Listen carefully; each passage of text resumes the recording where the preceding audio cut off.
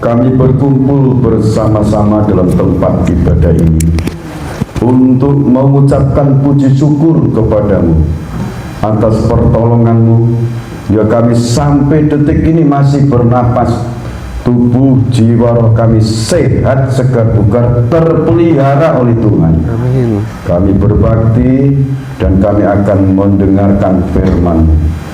Berbicaralah Engkau melalui pemberitaan firman ini, pembacaan kitab suci. Engkau urapi dengan Roh Kudus. Engkau hidupkan iman kami, pengharapan kami, kasih kami kepada. Terima kasih Tuhan.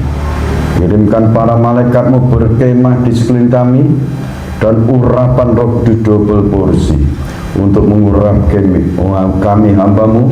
Bukan lidah hikmat, lidah makrifat, lidah urapan yang kuat dari tahta yang maha tinggi. Engkau curahkan bagi kami, bagi seluruh kekasih-kekasih-Mu, sehingga kami semakin memahami rencana dan kehendak Tuhan. Dalam nama Tuhan Yesus Kristus hamba berdoa. Amin. Puji Tuhan, Bapak Ibu yang dikasihi oleh Tuhan Yesus Kristus, pada kesempatan ibadah pagi hari ini kita bersyukur atas anugerah Tuhan dengan tema Kristus bangkit memberikan semangat dan harapan baru. Kita akan membaca di dalam Roma 8 ayat 11.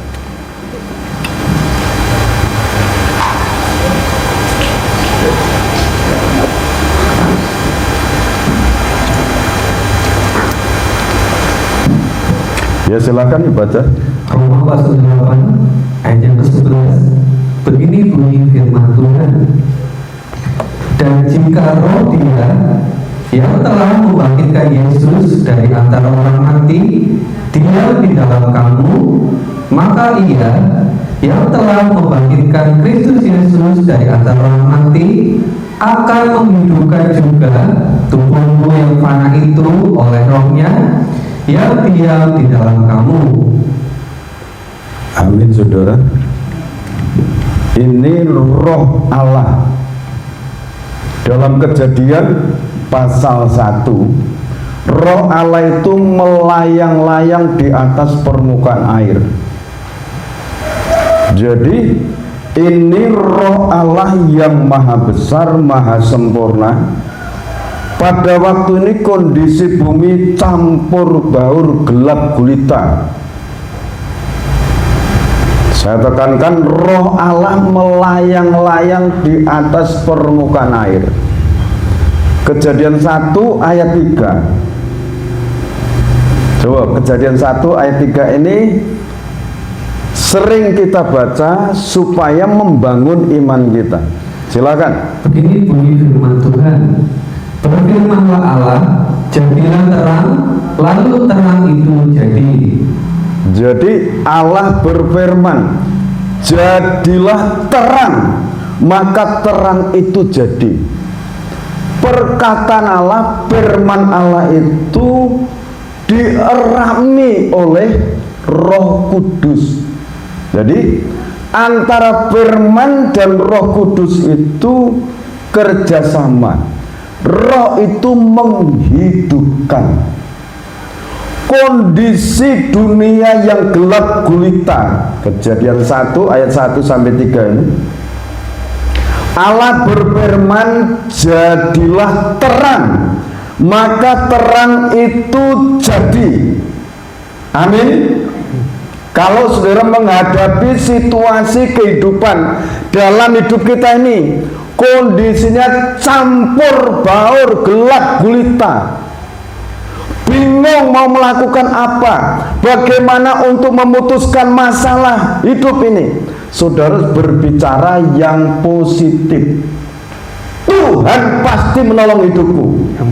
Nah, Roh Kudus nanti akan menurunkan pertolongan dalam kehidupan kita. Amin. Ini harus kita belajar untuk berkata-kata. Dalam nama Tuhan Yesus Kristus, Tuhan menolong hidupku hari ini. secara fisik mungkin saat itu belum terjadi pertolongan, tapi dalam iman saudara sudah mendapatkan pertolongan dari Tuhan. Amin. Saudara yakini ini. Jadi Kristus bangkit, memberikan semangat dan harapan baru. Pada waktu itu, di saat murid-murid melihat kondisi Yesus Kristus gurunya disalibkan, mati, dikubur, harapan sudah putus, tidak ada. Bahkan mereka dirundung rasa takut, gemetar, gelisah.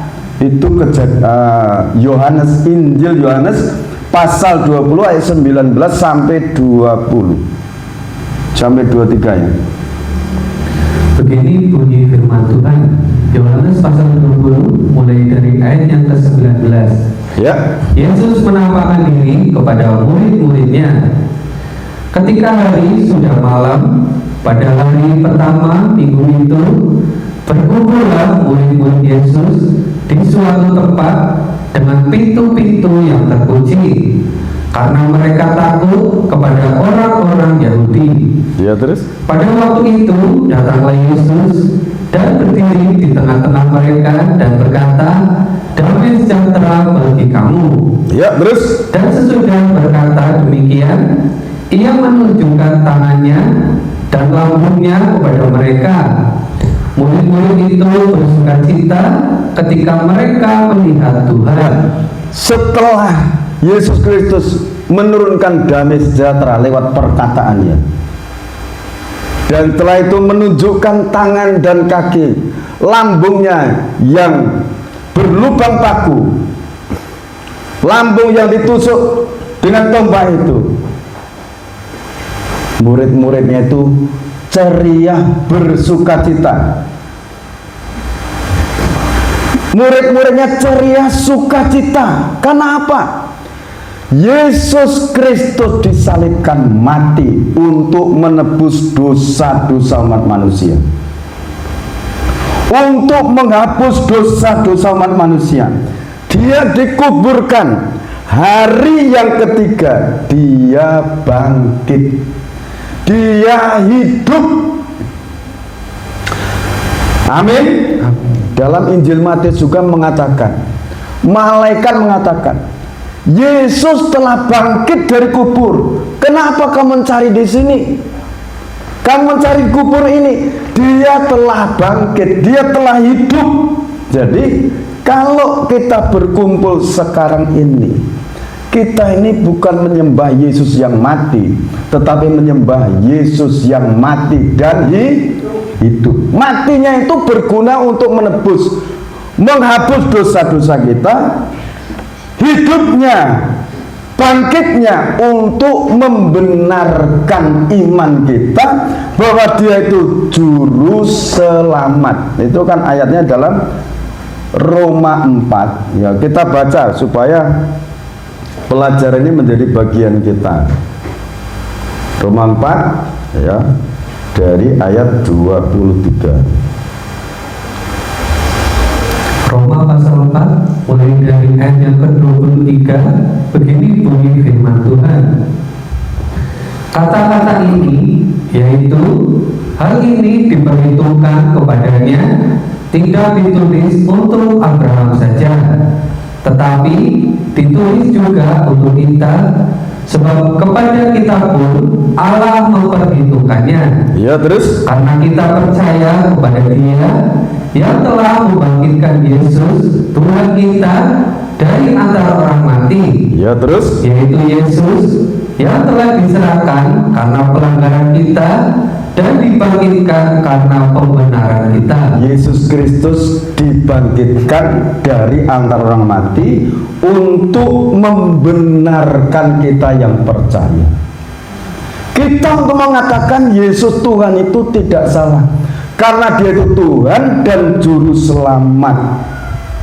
Dia mati dan bangkit. Matinya untuk menghapus dosa-dosa kita, memikul segala kesengsaraan hidup kita, dipikul oleh dia. Dia betul-betul mati. Ada berita di luar sana, mengatakan yang disalib itu Yudas Iskariot. Yang disalib itu yang sebenarnya itu Yesus Kristus, bukan Yudas Iskariot. Yudas Iskariot itu yang menjual Yesus untuk diserahkan mati disalib. Kalau ada berita katakan Yesus tidak disalib langsung ke surga, itu berita salah. Yang benar yang mana? Yang benar ini kitab suci yang menuliskan Yesus Kristus mati disalibkan untuk menghapus dosa-dosa umat manusia. Dan yang percaya sekarang ini disediakan surga. Amin. Jadi dibenarkan kalau kita percaya Yesus Kristus mati dan bangkit, dibenarkan. Kita benar, kita tidak salah. Jadi kalau saudara mengatakan Tuhan Yesus Kristus Engkau juru selamatku, atau saudara katakan Yesus Kristus Tuhan yang Maha Kuasa, Engkau juru selamatku, Dia itu Allah. Sekarang begini, yang perlu kita renungkan, banyak nabi di Alkitab ini, banyak nabi. Silahkan mau siapa saja ngaku nabi, silahkan. Tapi yang mau mati disalib untuk umat yang dituntunnya, yang mana? Kalau dia katakan Yesus itu Isa Nelesan, itu Isa. Dikatakan nabi, silahkan nyebut nabi. Kalau Yesus dikatakan rasul, silahkan dia rasul. Tetapi yang ditekankan di sini, siapa yang mau mati untuk umat yang dipimpinnya? Nabi-nabi semua dari zaman Adam sampai sekarang ini hanya satu, namanya Yesus Kristus. Dia menyerahkan tubuh, jiwa, rohnya. Dia darahnya menghapus dosa manusia. Yang percaya dianugerai pengampunan dan disiapkan tempat di surga. Ini kitab suci mengatakan. Amin. Nah saudara, murid-muridnya setelah melihat Yesus bangkit, dia bersuka cita. Dia bersuka cita. Nah terus Tuhan Yesus Kristus berpesan demikian. Lanjut lagi ayat tadi ya, Yohanes pasal yang ke-20 tadi. Ya silakan. Ayat yang ke-21, maka kata Yesus sekali lagi, damai sejahtera bagi kamu. Ya. Sama seperti Bapa mengutus aku, demikian juga sekarang aku mengutus kamu. Dan sesudah berkata demikian, ia mengembusi mereka dan berkata, terimalah Roh Kudus. Ya. Jikalau kamu mengampuni dosa orang, dosanya diampuni. Dan jikalau kamu menyatakan dosa orang tetap ada, dosanya tetap ada. Nah ini Tuhan Yesus Kristus setelah memberikan damai sejahtera kepada murid-muridnya, murid-muridnya itu dihembusi. Setelah itu terimalah Roh Kudus. Pesan yang sangat penting di sini ayat 23, jikalau kamu mengampuni dosa orang, dosanya diampuni. Dan jikalau kamu menyatakan dosa orang tetap ada, dosanya tetap ada. Jadi Tuhan Yesus Kristus itu memberikan pesan pada murid-muridnya. Ini secara gamblang saja. Kamu murid-muridku, jangan ada dendam dalam hatimu. Sekarang kamu diberi kuasa untuk mengampuni. Jadi kalau orang percaya pada Kristus itu Roh Kudus masuk dalam hatinya untuk melepaskan pengampunan. Kalau gurumu Yesus Kristus dianiaya, diludahi, ditinju, kamu jangan membalas dengan tinju.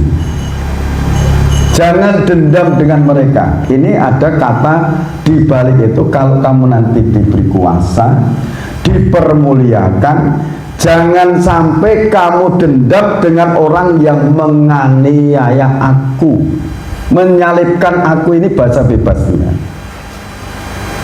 Jadi sekarang ini yang kita alami, yang kita hadapi, kalau kita merasakan kebenaran firman ini memberkati kita ibadah ini diberkati oleh Tuhan, dan ada yang mengusik pengajaran ini, tentunya saudara sakit hati kan? Sekarang jangan sakit hati, lepaskan, ampuni orang itu Tuhan, karena orang itu belum tahu apa yang sebenarnya. Amin. Ampuni daripada saudara menyimpan sakit hati, ya toh? Menyimpan rasa sakit hati, sementara orang yang menyakiti itu enjoy aja, sudah nyanyi sana sini. Saudara lebih baik lepaskan pengampunan. Amin. Jadi kalau sudah merasa ada Roh Kudus dalam hidupku, kalau saudara disakiti, yang saudara pegang, saudara yakini itu diusik, ada orang yang menentang, saudara tetap damai hatinya, ampuni orang itu Tuhan. Dan aku yakin kebenaran firman akan digenapi. Langit dan bumi akan berlalu, tetapi perkataanmu tetap kekal. Saudara memiliki keyakinan sedemikian. Nah sekarang selanjutnya ini Tuhan Yesus Kristus sudah berpesan, ampuni orang itu. Nah sekarang Tuhan Yesus Kristus menampakkan diri kepada murid yang lainnya. Pasal 21 ya. Pasal 21 ini perlu saudara renungkan juga. Seringkali kita menghadapi hal seperti ini.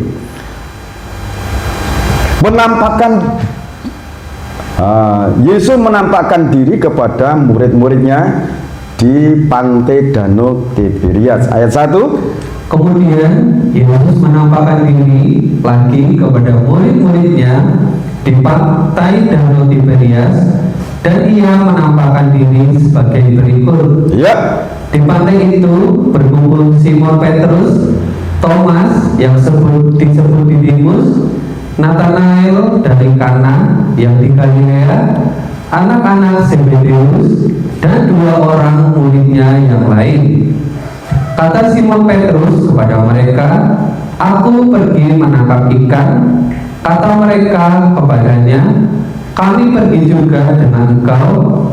Mereka berangkat lalu naik ke perahu, tetapi malam itu mereka tidak menangkap apa-apa. Ya terus Ketika hari mulai siang, Yesus berdiri di pantai, akan tetapi murid-murid itu tidak tahu bahwa itu adalah Yesus. ya. Kata Yesus kepada mereka, "Hai anak-anak, adakah kamu mempunyai lauk pauk?" Jawab mereka, "Tidak ada." Maka kata Yesus kepada mereka, "Tebarkanlah jalamu di sebelah kanan perahu, maka akan kamu peroleh." Ya terus Lalu mereka menebarkannya, dan mereka tidak dapat menariknya lagi karena banyaknya ikan.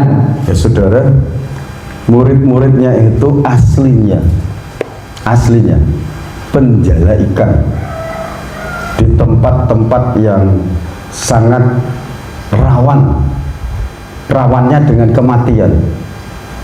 Kalau bisa renang ya lumayan bisa tahan, tapi kalau masuk dalamnya laut itu bisa hilang nyawanya. Ini murid-murid ini ditangkap, dipanggil Yesus. Jadi murid-murid ini terkenal orang-orang yang tidak berpendidikan. Tapi kenapa mereka dipakai Tuhan secara luar biasa? Roh Kudus menguasai hidupnya. Roh Kudus berkuasa dalam hidupnya. Nah, murid-murid ini ahli untuk menjala ikan.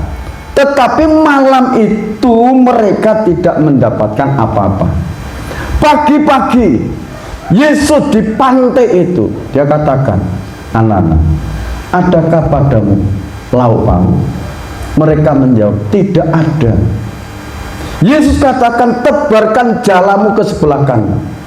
Ini ujian untuk ketaatan, kepekaan pendengaran untuk mentaati perkataan itu. Mereka mengikuti apa yang Yesus katakan. Dan setelah ditebarkan jala itu, mereka menariknya sangat berat. Berarti di situ kumpul ikan. Pertanyaannya, apakah semalam suntuk tidak ditebarkan sebelah kanan? Pasti sudah ditebarkan kanan, kiri, depan, belakang. Tapi saat pagi-pagi Yesus katakan, tebarkan sebelah kanan, maka kamu akan mendapatkan ikan. Artinya kanan itu kan yang lebih utama untuk tangan. Utamakan yang kuat dulu, dia yang di atas. Utamakan firman dulu, baca firman, renungkan firman, dia itu yang ada. Artinya sebelum melakukan segala aktivitas, cari Tuhan dulu, berdoa dulu, serahkan hidup hari ini pada Tuhan. Dan firman maha memelihara. Itu kehidupan sehari-hari kita sekarang. Kalau kita mengutamakan Tuhan, tahu-tahu Tuhan mendatangkan berkat. Tentunya kalau murid-murid ini kan kerjanya tangkap ikan waktu itu, dia kerja. Nah, dalam pekerjaan saudara itu, dengan cara Tuhan, Tuhan memberkati. Amin. Dengan caranya dia untuk mengumpulkan berkat itu. Yang penting kita bisa mendengarkan suara Tuhan. Baik itu lewat saudara mendengarkan lewat doa, pas meditasi merenungkan kebenaran firman, Roh Kudus jadi rema petunjuk. Saudara imani itu. Baca firman, 1 pasal, 2 pasal, 3 pasal, 4 pasal, silakan atur waktu dan diimani. Nah, murid-murid saat itu mengikuti petunjuk Yesus, jadilah rezeki. Dan saat mereka itu melihatnya, murid yang dikasih Yesus Kristus melihat, itu kan Tuhan yang ketemu kita kemarin di sana. Murid yang tertua di situ namanya Petrus langsung turun nemui. Nah, murid-murid yang lain berkumpul dengan perahunya. Nah, ini saudara, ketika mereka tiba di darat, ayat 9. Ketika mereka tiba di darat, mereka melihat api arang dan di atasnya ikan dan roti. Ya. Ayat yang ke-10, kata Yesus kepada mereka, bawalah beberapa ikan yang baru kamu tangkap itu. Simon Petrus naik ke perahu, lalu menjelajah itu ke darat, penuh ikan-ikan besar, 153 ekor banyaknya, dan sungguh pun sebanyak itu jala itu tidak goyah. Ayat 12, kata Yesus kepada mereka, marilah dan sarapanlah. Yesus itu tidak tega kalau kita ini lapar. Dipelihara sampai dikatakan, lihat burung pipit di udara yang tidak menabur, tidak menuai, tidak menyimpan dalam lumbung, dipelihara oleh Bapakmu yang di surga. Apalagi kamu lebih berharga dari burung-burung itu. Kamu akan dipelihara oleh Bapakmu di surga.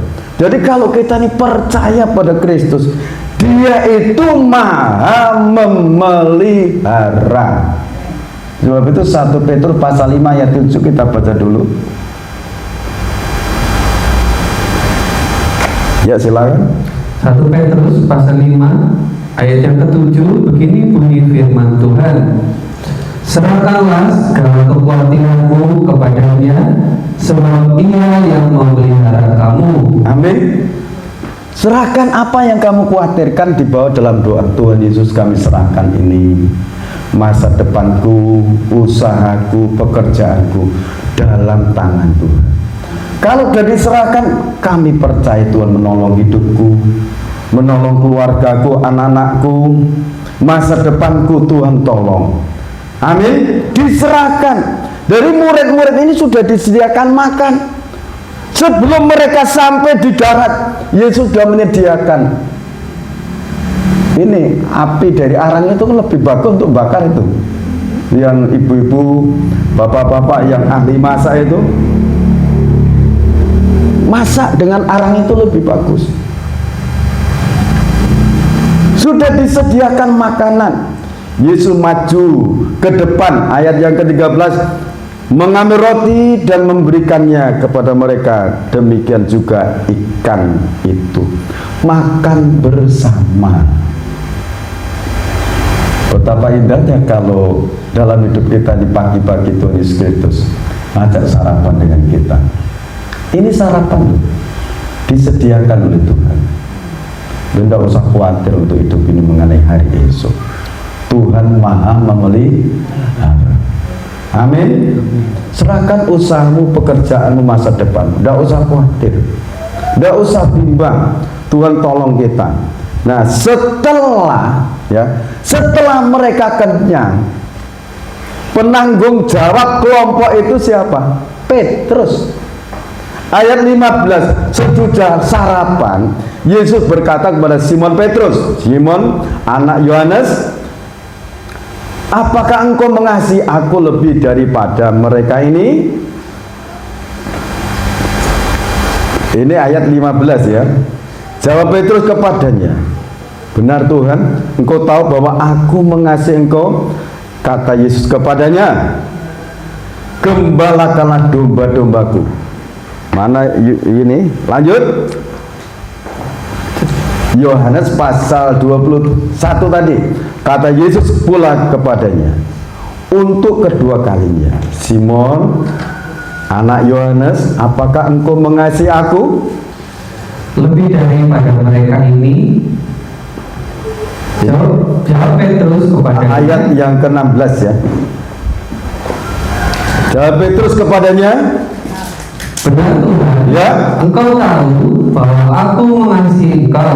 Kata Yesus kepadanya, gembalakanlah domba-dombaku. kata Yesus kepadanya untuk kedua kalinya.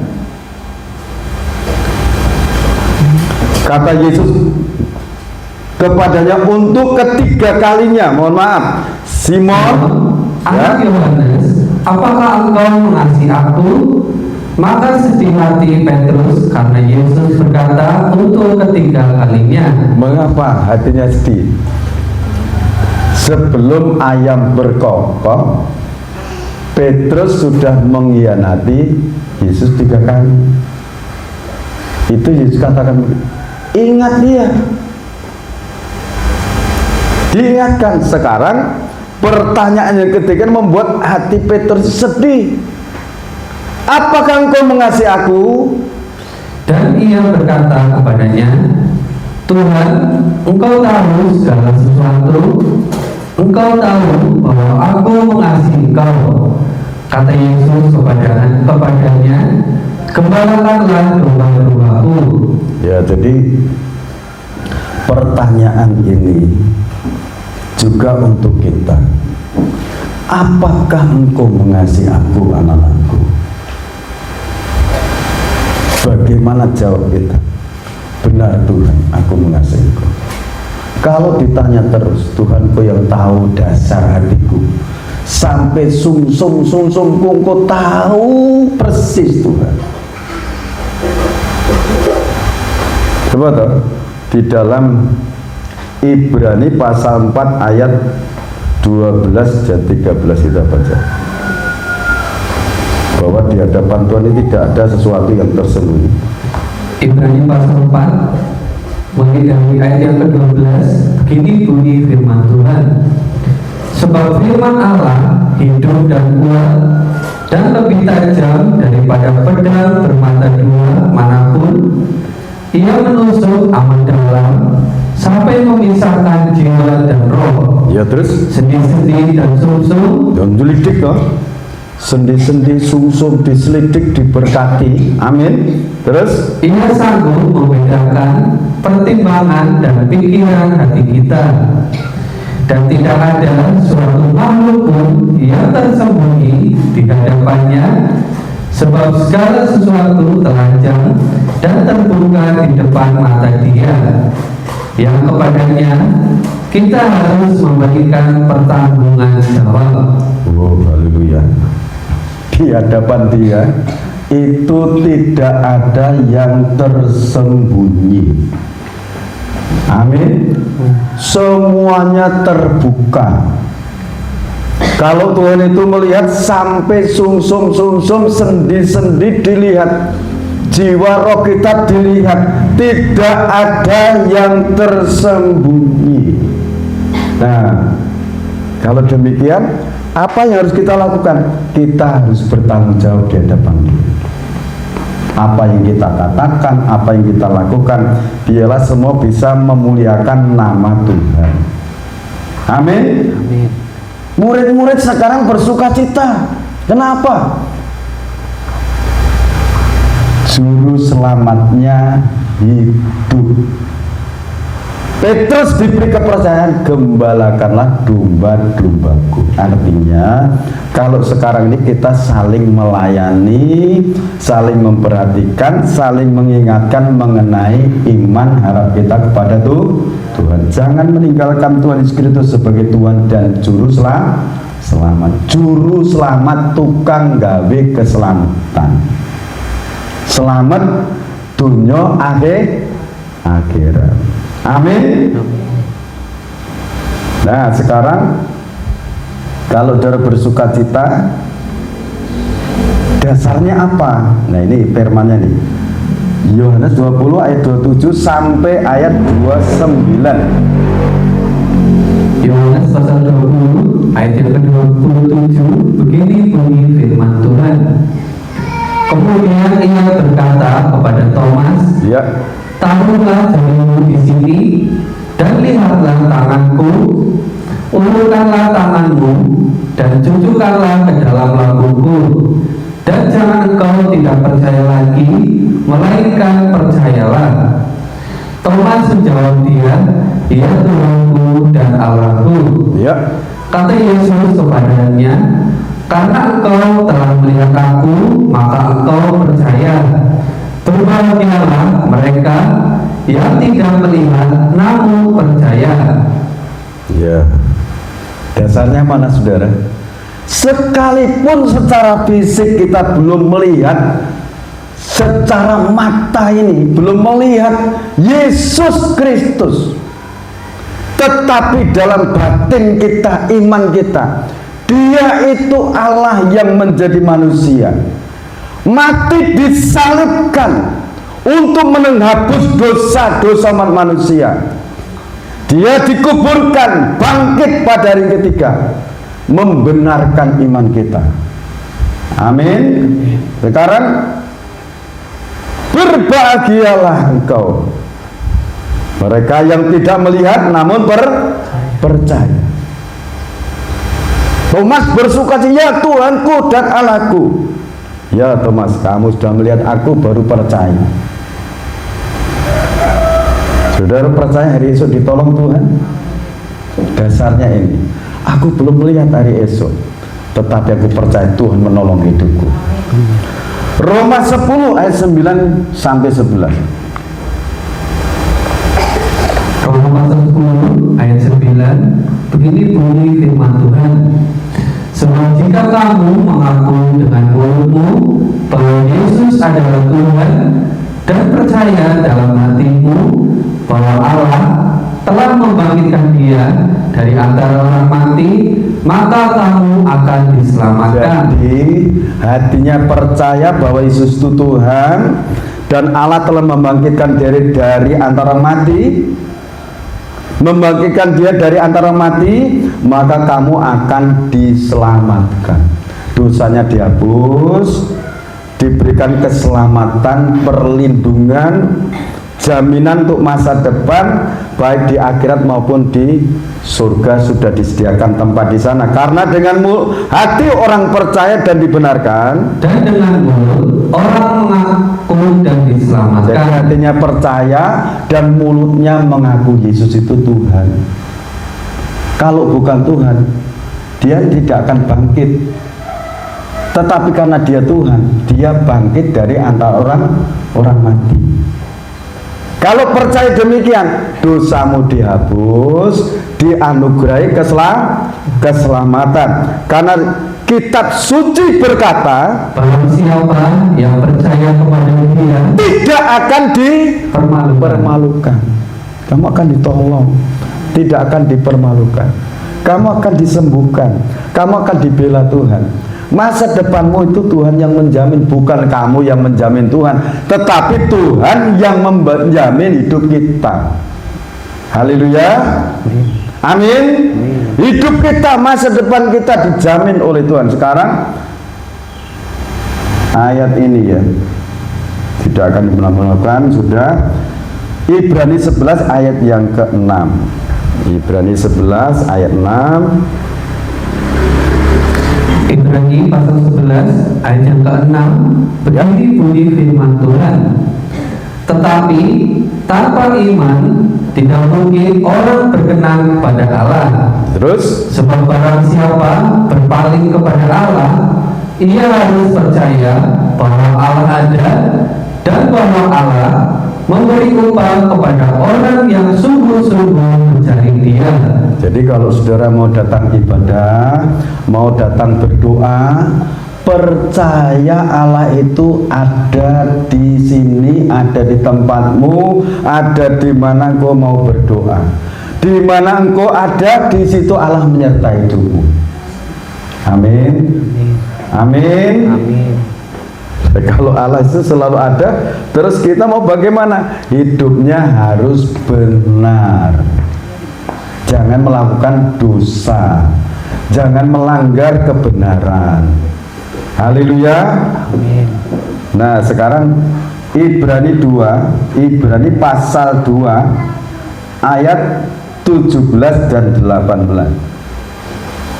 Ibrani pasal 2 ayat 17 dan 18. Begini bunyi firman Tuhan, itulah sebabnya maka dalam segala hal ia harus disamakan dengan saudara-saudaranya, supaya ia menjadi imam besar yang menaruh belas kasihan. Jadi Yesus Kristus disebut sebagai imam besar.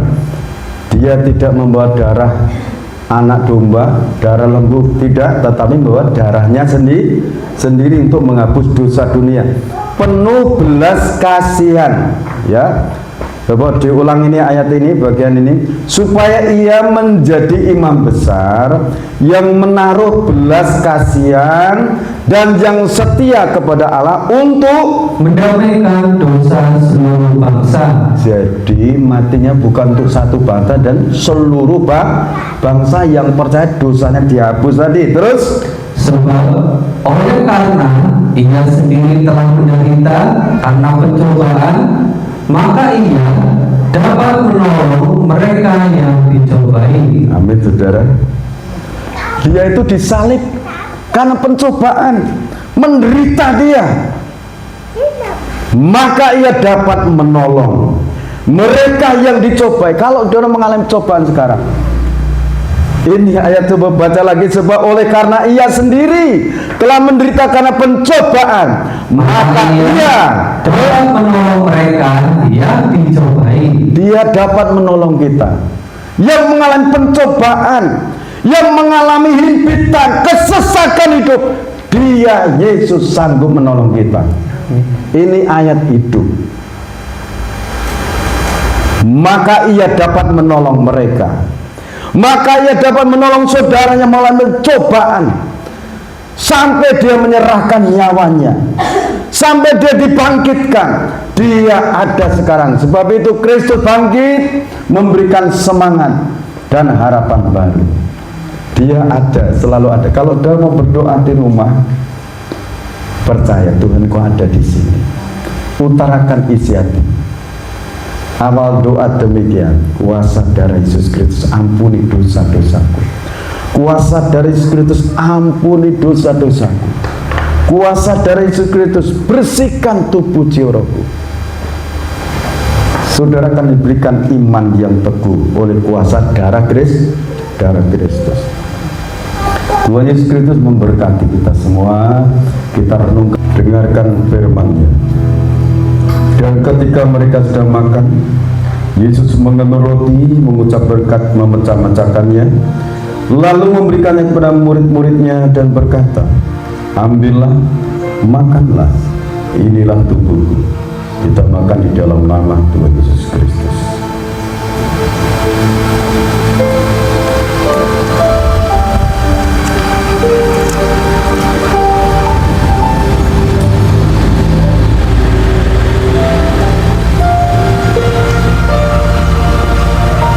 Kita angkat cawan ini.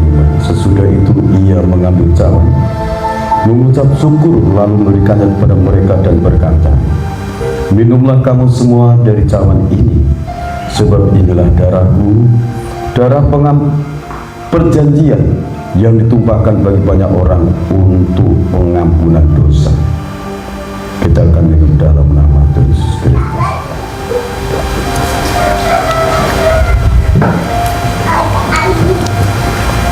Silakan. Terima kasih Bapa di dalam kerajaan surga atas kasih, rahmat dan anugerah-Mu. Kami serahkan anak-anak sekolah dari TK, SD, SMP, SMA, baik di perguruan tinggi. Tuhan tolong anugerahi mereka kekuatan kesehatan, berikan mereka otak yang brilian, jenius, fisik yang sehat kuat, menyertai mereka, buat mereka berhasil di dalam menuntut ilmu dan anugerah roh takut akan Tuhan. Berkati semua dana yang mereka butuhkan. Bapak Tunggu berkati segala usaha pekerjaan tangan mereka, orang tua mereka. Tuhan memberkati. Kami serahkan seluruh anak-anak-Mu yang sakit oleh kuasa bilur Yesus Kristus yang berdarah. Segala dosa-dosa pelanggaran dihapus, segala sakit penyakit disembuhkan oleh kuasa Tuhan. Berkati segala pergumulan mereka, jawaban-jawaban dari Tuhan. Berkati masa depan mereka, kami serahkan dalam tangan Tuhan. Bentar lagi anak-anak akan tinggalkan tempat ibadah ini, pulang ke rumah tangga masing-masing. Tuhan jauhkan mara, bahaya, malapetaka, musibah, bencana alam, niat-niat orang jahat. Tuhan jauhkan. Tuhan singkirkan segala kuasa maut. Diberkati perlindungan, kirimkan malaikat-Mu untuk menjaga, melindungi setiap langkah hidup mereka. Engkau yang senantiasa menolong kami dan terus menolong kami, menyediakan pertolongan setiap langkah hidup kami. Di dalam nama Tuhan Yesus Kristus, berkat anugerah, damai dan sejahtera dari Allah Bapa, Sang Putra dan Roh Kudus limpah dalam kehidupan Bapak Ibu, saudara dari kekasih Tuhan. Sekarang sampai Tuhan Yesus Kristus datang yang kedua kali, tetaplah dalam naungan kasih dan rahmat-Nya. Di dalam nama Tuhan Yesus Kristus, hamba berdoa dan ucap syukur. Haleluya. Amin. Shalom. Tuhan memberkati kita semuanya.